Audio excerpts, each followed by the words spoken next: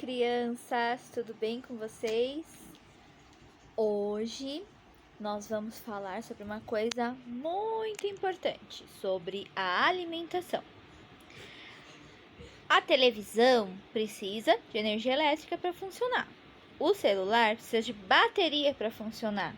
O carro do papai e da mamãe precisa de gasolina para funcionar. E o nosso corpinho precisa de comida para funcionar. Quando a gente não come ou come errado, o nosso corpinho fica fraco ou fica doente. Então, o que a gente tem que fazer? Comer comidas saudáveis, comer frutas, verduras, carne, arroz, feijão, macarrão, nada de miojo, salgadinho, batata frita, porque isso vai deixando o nosso corpinho doente. A lição de hoje é aquela lição que está aí na apostila, sobre o que é que vocês comem. O que é que vocês gostam de comer no café da manhã, o que vocês gostam de comer no almoço. Tem o pratinho, tem o lugarzinho do café da manhã, e é só vocês recortarem o encarte que a professora colocou e colando os alimentos que vocês gostam de comer.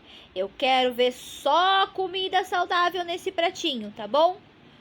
Um beijo, fiquem com a música que a professora ama, que a gente já cantou várias vezes lá na nossa sala, que é o que tem na sopa do neném. Então, o que tem na sopinha de vocês, o que tem no pratinho de vocês?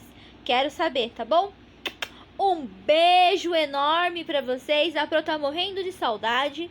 Se vocês forem sair, usa máscara, fiquem em casa, brinca com os irmãos, com os priminhos, mas não fiquem saindo sem máscara, tá bom? O coronavírus ainda não foi embora, infelizmente. Tchau, até o próximo vídeo. Ó, não esquece, quinta-feira a gente tem entrega do novo material. Lembra, mamãe? Mamãe, quinta-feira vai buscar meu material impresso que a professora fez, bem bonitinho, bem caprichado, e com uma surpresa para todo mundo.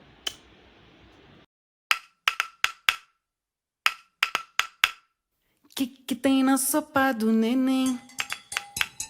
Que tem na sopa do neném? Será que tem espinafre? Será que tem tomate? Será que tem feijão? Será que tem agrião? É um, é dois, é três. Que tem na sopa do neném? Que tem na sopa do neném? Será que tem farinha? Será que tem Balinha? Será que tem Macarrão? Será que tem Caminhão?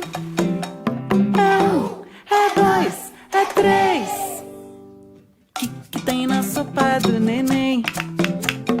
Que tem na sopa do neném? Será que tem Rabanete? Será que tem Chevette? Será que tem berinjela?